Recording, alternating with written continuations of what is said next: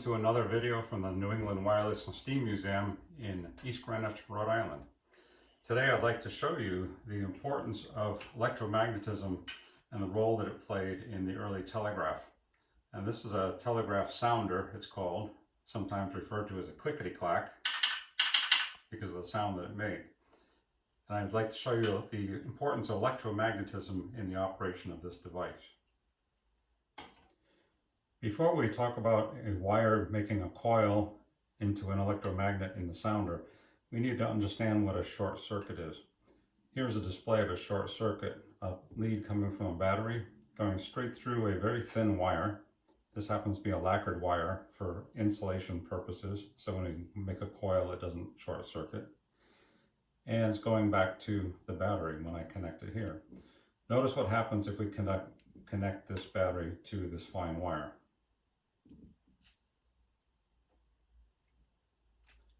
So a lot of heat is generated, smoke from the insulation burning off of it, and that's something we don't want in an electric circuit. Go. Of course, that's something you shouldn't try at home, and if you ever did, always have a fire extinguisher handy. We're going to try that again just for fun in slow motion.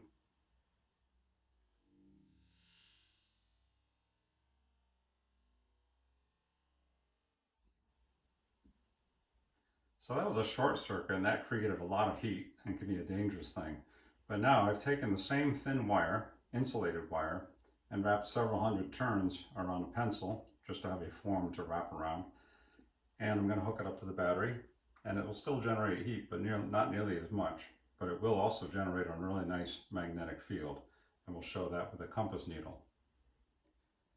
So when I connect the battery lead now, we're still creating what technically is a short circuit, but it's got a lot of resistance because of all the turns in the winding.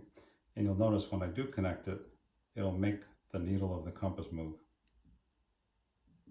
Okay, so there's some energy there. It's invisible, magical energy. If I hold the pencil perpendicular to the needle and activate it with the battery, you'll notice it goes into the direction of the coil. So there's a nice electromagnetic field there. Now in 1820, there was a man named Hans Christian Ørsted who tried to prove that there was no connection between magnetism and electricity. So in a demonstration, he ended up proving himself wrong because a bystander came up and moved the compass. The compass didn't do anything the first time because it happened to be at the appropriate spot. But when the bystander moved the compass around the electric circuit, the needle started moving. So his theory was disproved right in front of his own eyes. Now to continue showing you how electromagnetism can move objects, it's moved the needle of the compass. I've wrapped several hundred windings around a nail. And again, a short circuit, yet there's a coil, so it's making a nice strong electromagnetic field. And we can make it do some work. Here are some washers, connect it, and it picks them up. And so to make things even more entertaining, I've taken a hollow glass rod and I'm wrapping several hundred windings of that same insulated wire around it to perform some real magic. So here's the glass tube with several hundred windings, making a nice long coil, much more resistance and a greater magnetic field. And I'm going to take a piece of steel and drop it in the tube. Goes all the way to the bottom like that. And nothing up my sleeve, but when I connect it to the battery, there's some nice magical action there. So here's a nice close-up of the action of that piece of metal inside the glass tube being pulled up by the coil. So when I engage the battery, it suspends it in midair, and I let go, it drops. And this is the beginnings of understanding of how the telegraph sounder is going to work.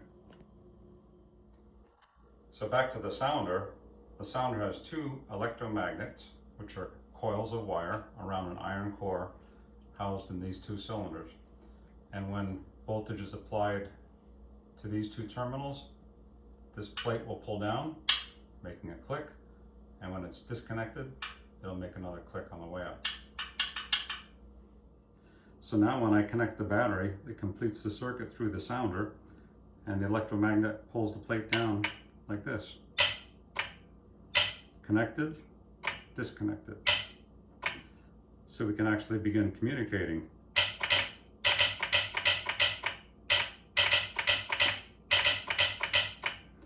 But we need a switch. This is a very inconvenient type of switch to complete the circuit.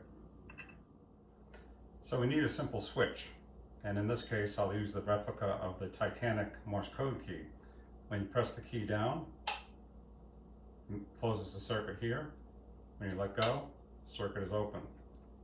Circuit's closed, circuit's open. And that's all a Morse code key does. It acts as a very simple switch, on-off. So if I put that in the circuit, we can operate the sounder. Now we have the complete circuit. We've got battery power going to the sounder, from the sounder to the telegraph key, and back to the battery. It's not operating because the switch is in open position. So now when I press the key, it engages the sounder and makes clickety clacks.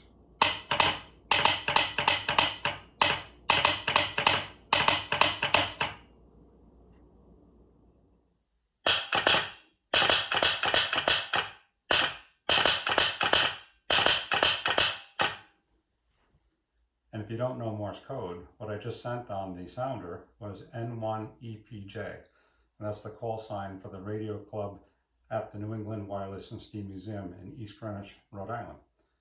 So in 1850 or so, Alfred Vail, Samuel Morse's assistant, was very instrumental in developing the sounder. And thankfully, the sounder and long telegraph lines made the first instant electrical communication possible.